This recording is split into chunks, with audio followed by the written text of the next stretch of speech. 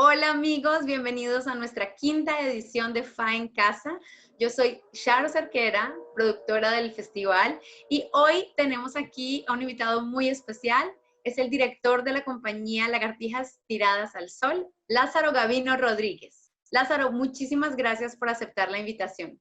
No, hola Sharon, muchas gracias por la invitación y muy contento de estar, aunque sea de esta manera, en contacto con la audiencia de Panamá y ahora de más lados del mundo. México en este momento es uno de los países más afectados por la pandemia y esto ha tenido un gran impacto en todos los sectores, especialmente el sector cultural y el sector del entretenimiento al que pertenecemos todos nosotros.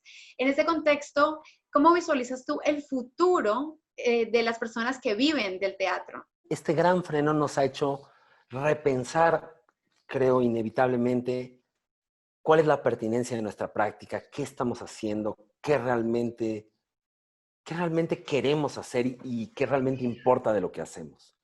Yo confío, o es lo que quiero confiar hoy, que en algún momento esta enfermedad lo veamos como una cosa del pasado y que poco a poco vayamos retomando a la vida como la conocíamos. Y que yo espero, no sé, en 5 años, que la gente vaya al teatro de manera normal y haya conciertos y demás. Pero lo que creo que sí va a quedar inevitablemente trastocado es nuestra relación con las demás personas. Como esta idea de que yo salgo a la calle hoy para ir a las compras al supermercado y la, cualquier otra persona se vuelve una potencial amenaza. Y es una sensación que yo no quiero tener conmigo, pero si veo a alguien que viene caminando hacia mí sin cubrebocas, hablando con otra persona, como que automáticamente rehuyo de esa persona. Y creo que hay algo de la manera en la que eso se va a instalar en, en las personas de manera tal vez subconsciente, esta idea de que el otro representa una amenaza. Y eso me preocupa mucho. Entonces, no sé, depende del día, soy más o menos optimista, pero sí creo que no va a ser fácil salir de la pandemia en todas sus acepciones. En Latinoamérica normalmente nos abrazamos mucho y como que conoces a alguien y lo abrazas y le das besos y es normal. Y hay sociedades, digamos, donde la distancia corporal es mayor y la gente se abraza menos, se toca menos. ¿Cómo esta pandemia va a afectar a los códigos físicos que tenemos como integrados?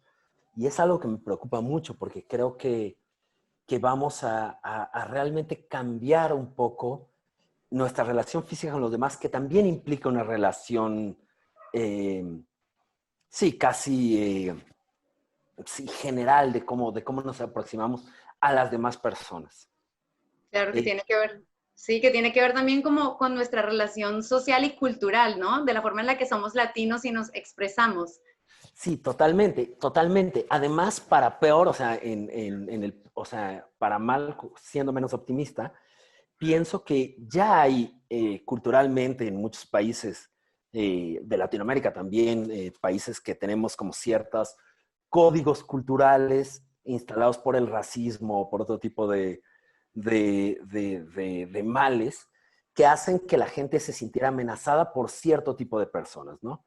Como si alguien ve venir una persona de tales características, esa persona representa una amenaza. Ahora que cualquier persona es una potencial amenaza, lo que creo además es que estos otros males, como el racismo, como el clasismo, cosas que ya fracturaban sociedades tan desiguales como las latinoamericanas, se van a ver potenciados. Entonces creo que vamos a tender a sociedades mucho más divididas, mucho más atomizadas y mucho más desconfiadas. Cuéntanos un poco de el nombre de tu compañía. Tú eres uno de los fundadores y directores de Lagartijas Tiradas al Sol, ¿verdad? ¿Cómo nace este nombre? ¿Qué quieren ustedes expresar con este nombre? Mm, Lagartijas Tiradas al Sol somos una compañía de teatro, somos un grupo de personas que hacemos proyectos artísticos, hacemos muchas obras de teatro, digamos, tradicionales, pero también hacemos publicaciones, hacemos procesos pedagógicos eh, y otro tipo sí, hacemos películas, tenemos como un amplio espectro de trabajo en la compañía y empezamos a trabajar en 2003. como saliendo de la escuela, con ese tipo de ímpetu un poco contestatarios a la educación que estábamos recibiendo. Y poco a poco, digamos, fuimos desarrollando una especie de lenguaje o de idea del teatro que queríamos ser, del arte que queríamos ser y de cómo lo queríamos ser y demás.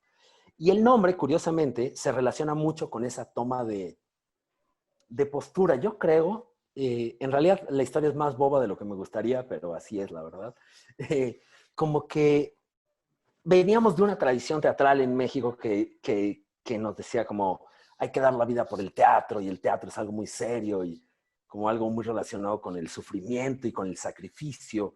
Y entonces yo veía que las compañías de teatro se llamaban La Náusea o yo qué sé, o cosas, nombres muy serios. Y Luisa Pardo y yo que empezamos, digamos, este proyecto, en algún momento, como que no sé muy bien por qué ella tiene su historia, yo tengo la mía, pero decíamos como vamos a ponerle un nombre que no tenga que ver con seriedad, que no tenga que ver con nada.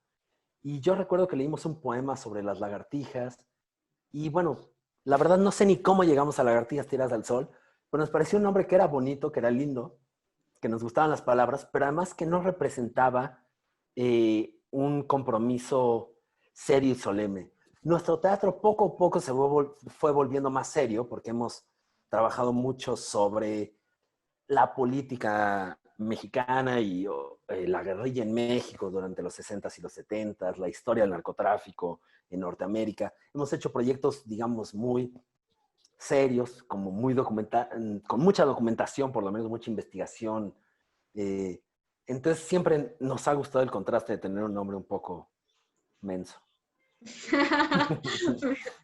Ok. Y bueno, las lagartijas tiradas al sol en México significan lo mismo que, no sé, que en Colombia, por ejemplo, que es como solamente estar ahí relajados o simplemente esa imagen que han tomado, que no es tan seria y solemne como cualquier otro nombre de las compañías teatrales de las que hablas, también tiene un poco que ver con ustedes, con, no sé, con una forma más tranquila y relajada de tomarse la vida o Justo, solamente. sí tiene que ver en México también, casi como un dicho, como también tiene que ver con una forma como de estar relajado y tomársela suave. Yo creo que me ha pasado que conforme dices algo que se refiere a otra cosa, la cosa casi pierde sentido. Como que ahorita que dijiste, ya ni me acordaba a qué se refería Lagartijas Tierras del Sol. Lo uso tanto todo el tiempo en mi vida, como que firmo cosas con eso. Estábamos viendo la tipografía en la portada de un libro, yo qué sé, lo que sea, que ya no me acordaba qué significaba. No, yo creo que por desgracia cada vez nos tomamos menos leve la vida y yo creo que también eso es parte de envejecer, supongo que te vas tomando más en serio ciertas cosas y inevitablemente pierdes cierta impunidad al hacer otras, yo qué sé. Pero pues, creo que seguimos intentando tomarnos las cosas lo más leve que podamos y seguimos siendo un grupo de amigos principalmente, ¿no? Somos amigas y amigos que nos juntamos por el placer de estar juntos y, y todo lo demás se vuelve un poco consecuencia de eso. Nunca trabajamos con profesionales, o sea, como que no es como, quiero trabajar con tal persona porque es muy buena haciendo tal cosa. Casi siempre partimos de querer estar cerca de la gente, de pasar tiempo con la gente y a partir de eso como que se forman los grupos de cada proyecto.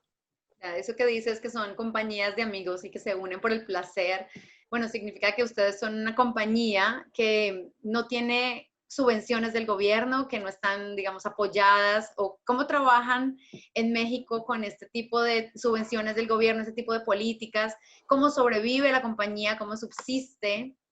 Sí hay apoyos del gobierno. Lo que pasa es que nosotros, en especial Luisa, y todos un poco en general, nunca quisimos pedir esos apoyos al gobierno.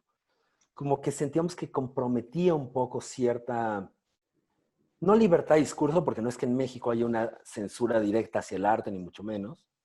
Hay otro tipo de censuras hacia el periodismo y demás, pero, pero sobre todo implicaba un ritmo de creación, o sea, porque yo le pido la beca al Estado mexicano y me dicen, va, pero tienes que hacer 3 horas al año, por ejemplo, ¿no? Y eso nos parecía que comprometía por lo menos cierta manera de trabajar que nosotros queríamos preservar y cierta autonomía y que nos gusta y nos sigue interesando decir, estamos haciendo este proyecto y lo vamos a estrenar cuando esté listo.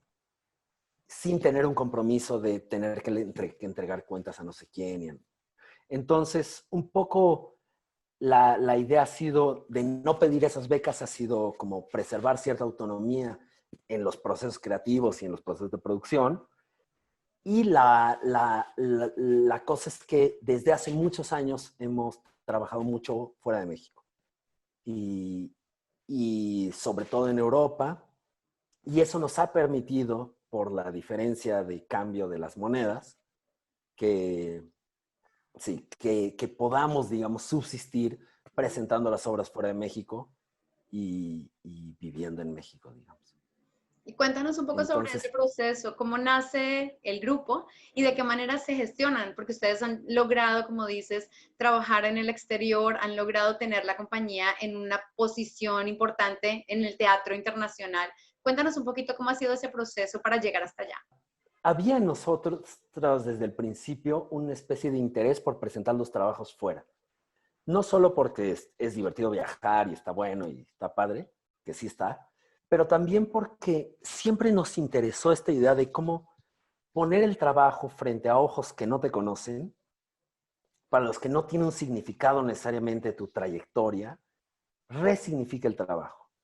O sea, no es lo mismo, como que México es un país donde la gente, en el mundo del teatro y en el mundo de las artes en general, se hace un nombre muy pronto y su obra es leída y es validada con respecto a ese nombre. Pasa un poco en todos lados, ¿no? Como que ya te conocen y entonces ya sabemos que la gente ya aceptó que Sharo es una directora magnífica y entonces no importa casi lo que hagas porque ya siempre vas a ser una directora magnífica. Hay algo de ese proceso que nos parecía a nosotros que la internacionalización era una vacuna contra eso. Como que presentar el trabajo fuera y contrastarlo con otros creadores que nos interesaba, ponerlo en diálogo con otras teatralidades que nos interesaban, como que nos sacaba un poco del terruño y de esta validación tan rápida que se obtiene dentro de un panorama teatral pequeño, relativamente pequeño, como es el de México. Entonces, la idea siempre ha sido poner el trabajo por delante. O sea, la idea siempre es, o sea, yo soy de la idea de que cualquier obra que esté buena, no importa en dónde esté, le va a ir bien. Va a encontrar la manera de hacerse su ruta. Entonces, yo creo que a lo único que hay que ponerle atención es a cómo hacer un trabajo. eh, y cuando digo que esté buena, digo que esté buena para uno, que tenga sentido y que logre dialogar no solo con el contexto o con la realidad o con el mundo, sino también con el arte del teatro mismo. Cuéntanos un poquito sobre cómo es ese proceso creativo, de qué manera construyen las obras, cuáles son los contextos en los que se mueven o qué es lo que les llama la atención de su contexto social y político y por qué apuntan a los temas que han puesto en escena. Una de las premisas tiene que ver de nuestro trabajo en general, tiene que ver con no necesitar dinero para empezar a trabajar. Como que, y eso ha definido una estética y eso ha definido una estética, una ética y digamos, una política del grupo. Como no, quiero hacer un teatro para el que no necesite dinero para empezar a trabajar. Quiero poder trabajar sin dinero. Y si eso significa que mi obra va a tener esta mesa que está en mi casa sobre la que estoy contestando esta entrevista, pues esta va a ser. Como siento que desde el principio veíamos mucho como la gente luchaba como para conseguir una financiación, para hacer una obra que se viera de tal manera, etcétera. Y eso pues nunca nos pareció. Entonces, como en ese sentido era como, ¿cómo hacemos? Sí, ¿cómo nos la ponemos más fácil, no? Si para que nuestro teatro se vea así, necesitamos mucho dinero, perfecto, no quiero que se vea así, como a lo que sigue. Y entonces, ¿cómo ir poniendo fácil las cosas en términos de producción para lograr concentrarnos en lo que nos importaba, que era tener un punto de vista sobre el mundo que nos rodea, sobre la realidad que nos rodea? Desde el principio de nuestro trabajo, decidimos no hacer, digamos, textos dramáticos, o que no era el foco como buscar una obra que nos interesara, sino voltearnos a ver a nuestras vidas, voltear a ver nuestra realidad y hablar sobre eso e intentar que el escenario y el teatro sea un lugar para articular esas preocupaciones. Ahora, por ejemplo, en Twitter está muy bueno, Twitter se ha vuelto casi un país en sí mismo y hay tantos debates allá adentro y los presidentes tuitean y la gente responde, etcétera. Pero nos parece que nuestro teatro es justamente lo contrario, como que en Twitter las personas reaccionan, lo cual está muy bien, pero es un tipo de debate que tiene cierta profundidad. Lo que nos interesa es tomar un tema de la realidad, encerrarnos a trabajarlo durante un año, 2 años o 6 meses y después mostrar una articulación de eso que pensamos a las espectadoras. O sea, es esa, ese tiempo de procesar la realidad y devolverles lo que nos interesa. Como casi como ver la realidad y darnos una pausa para pensarla y después devolverla. En un mundo donde sentimos que cada vez la reacción es más rápida, es como ver la realidad y ya estás tuiteando en contra o a favor y te estás peleando contra alguien y no sé. Como que hay algo de la discusión pública que se ha vuelto muy inmediata y un escándalo de hoy ya se olvidó pasado mañana y la vida es un poco muy vertiginosa y creo que el teatro en ese sentido sí sigue siendo y puede seguir siendo una trinchera para pensar, para vamos a calmarnos, para cederle la palabra a los demás. Esta cosa de que ahora pues hablamos un montón, ¿no? Y está bueno de pronto esa idea del teatro de unos están en la oscuridad y van a guardar silencio durante cierto tiempo, mientras otros van a articular un pensamiento, como que me parece de lo más atípico en este momento de la sociedad y me parece fantástico y que hay que cuidarlo, hay que cuidarlo, hay que atesorarlo. Claro.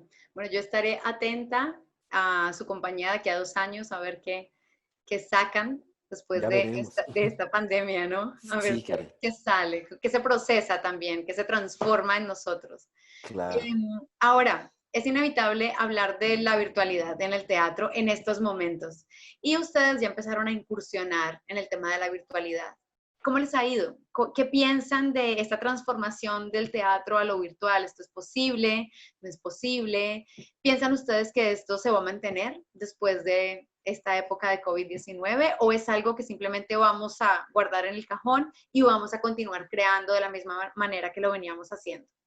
Siento que hay una nueva sensibilidad que todos hemos desplegado a raíz de la pandemia, pero ya venía de antes, de cómo nuestra vida está mediada por pantallas cada vez más y el compartir el tiempo real con alguien, como lo estamos haciendo en este momento, eh, en esta entrevista, tú y yo, se ha vuelto cada vez más parte de nuestra vida. Yo eh, viajo mucho y buena parte de la relación con mi pareja es a través de este tipo de medios. Y hemos construido una vida eh, a raíz de esto, también muchas cosas de trabajo, yo qué sé. En fin, yo creo que la pregunta es esa, ¿se va a mantener esto? Y mi esperanza es que sí se mantenga. Yo siento que estamos abriendo una nueva puerta y que hay que explorarla y que como cualquier eh, procedimiento artístico, estamos empezando a tocarlo, como empezando a ver cuáles son sus posibilidades, empezando a ver de qué se trata y, y vamos a, ojalá sigamos explorando. A nosotros nos interesó de manera contundente esta primera experiencia. Sobre todo, siento que tenemos todavía que dividir entre las cosas. Como que una cosa es un video pregrabado que está subido en YouTube. Eso es una disciplina, digamos, que es una cosa. Y otra cosa muy distinta es una conversación que estamos compartiendo al mismo tiempo.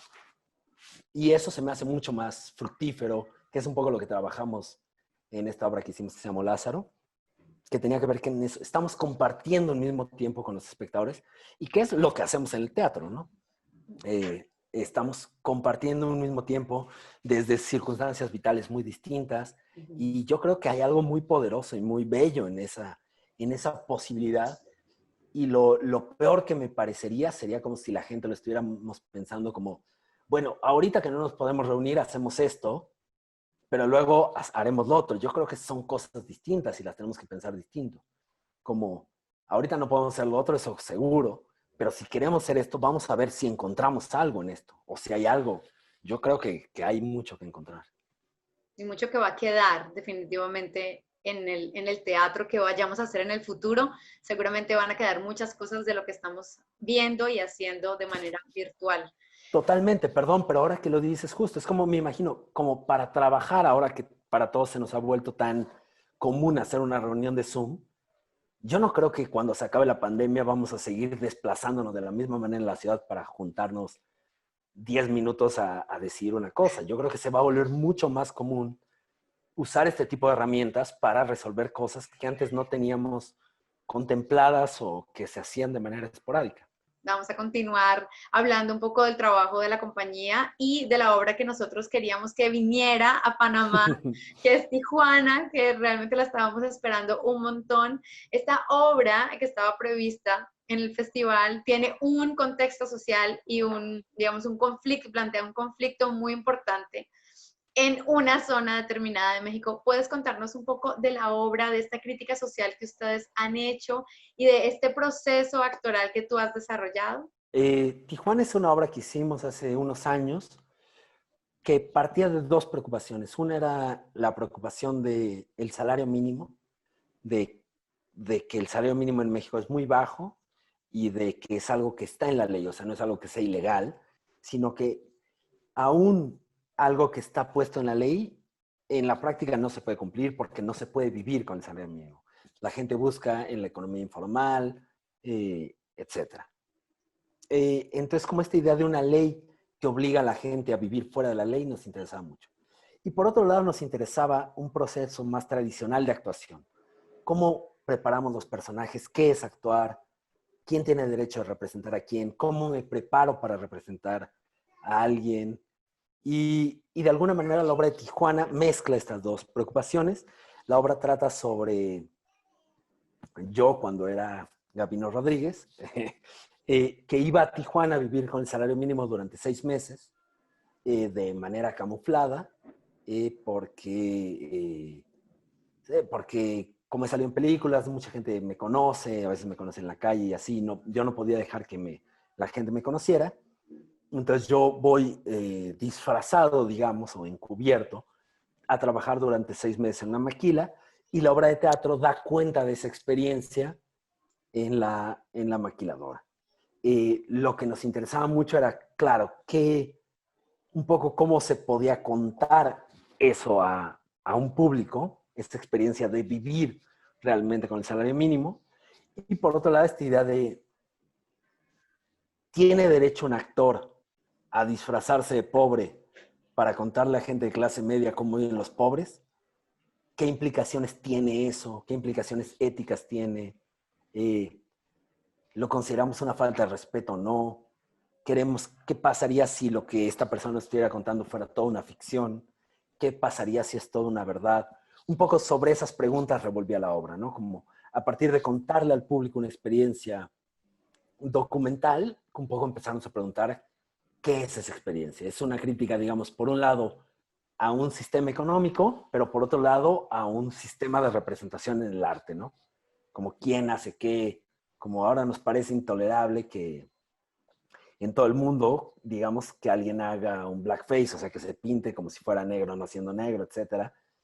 Pero está bien que alguien se disfrace de pobre para actuar en un escenario, puede ser que sí, está bien que alguien se disfrace de pobre para actuar en la vida. ¿Qué implicaciones tiene eso?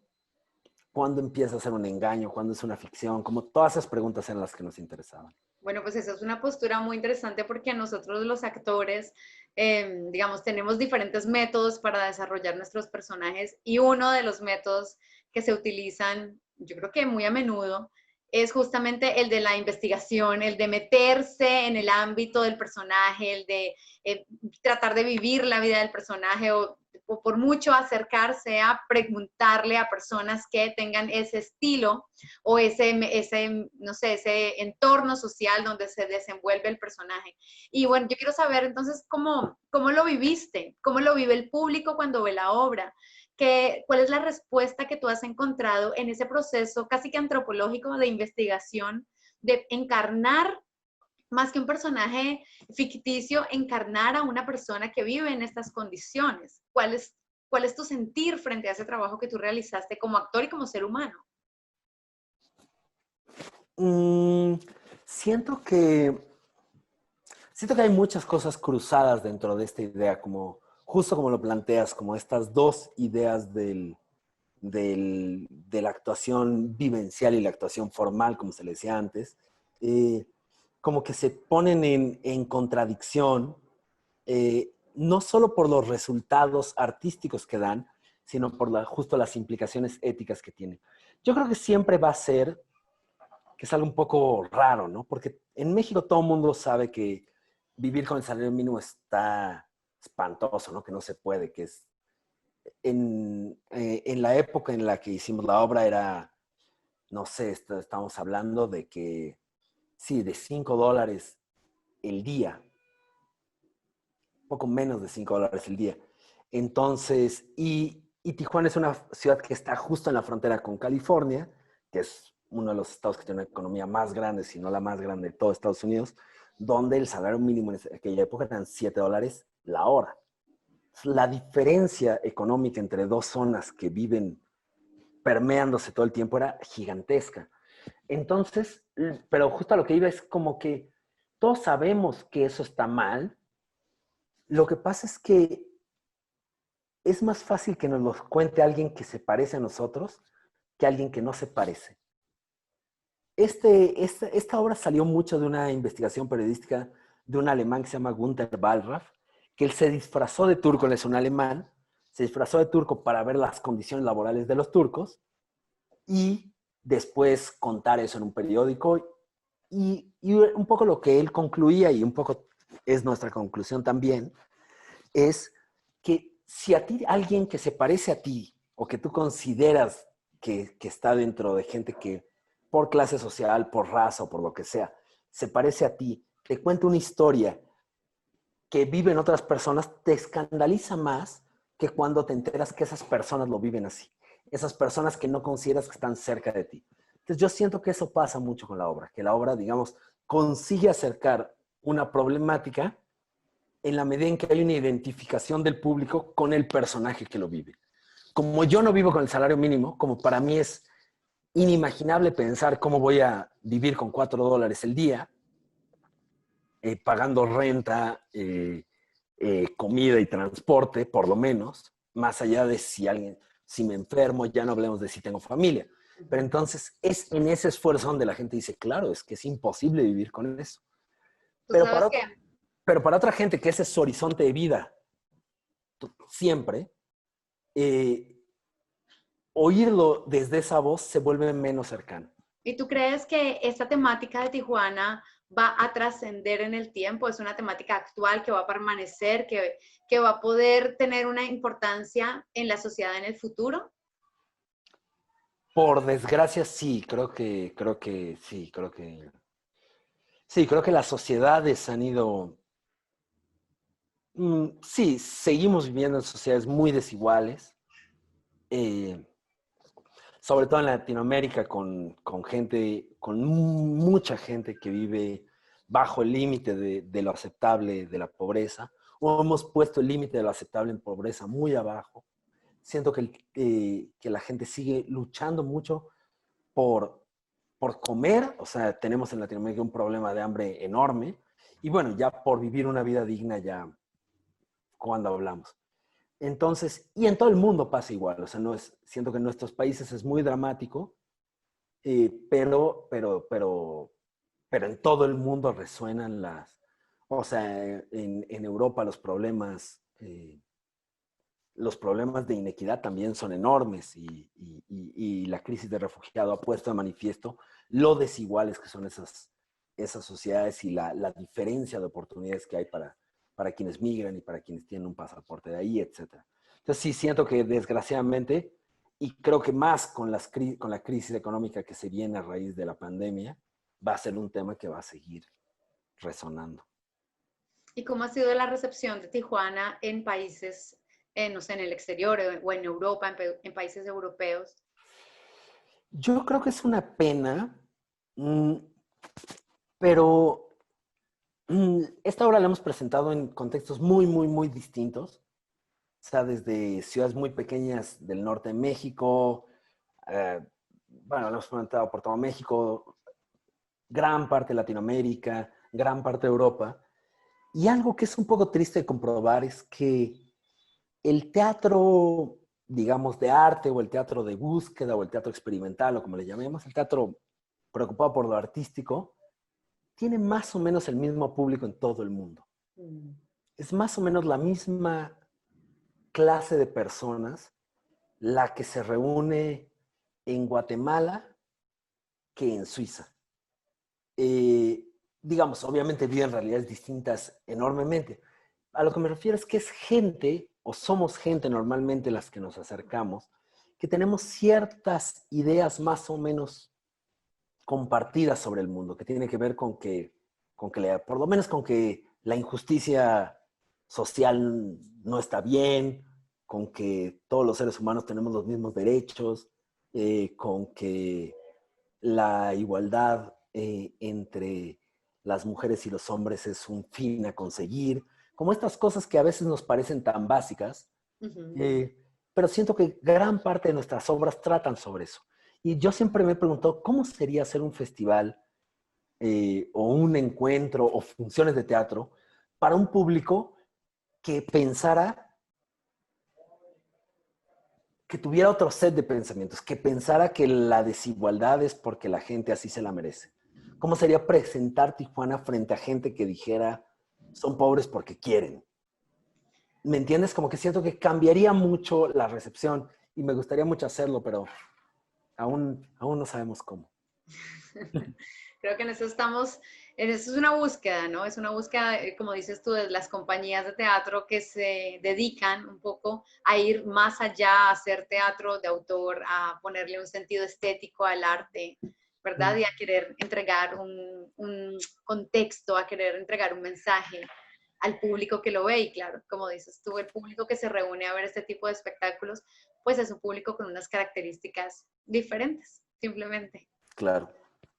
Bueno, Camino, nosotros haremos, por supuesto, todo el esfuerzo para que Tijuana venga el próximo año. Ojalá, ya veremos cuándo. Estamos preparando que su obra virtual también la tengamos en nuestro festival virtual que viene a finales Fantástico. de noviembre, diciembre más o menos. Todavía no tenemos la fecha concreta, pero a todos ustedes les estaremos dando la información exacta y te agradecemos infinitamente, Lázaro, que estés con nosotros esta No, tarde. al contrario, Charo, muchas gracias a ti, muchas gracias a las personas que están viendo esta entrevista y nada, que retribuya tanto esfuerzo que hacen desde el FAE para que algo salga y siga saliendo. Muchas gracias. Amigos de FA en Casa, los esperamos en nuestra próxima entrevista.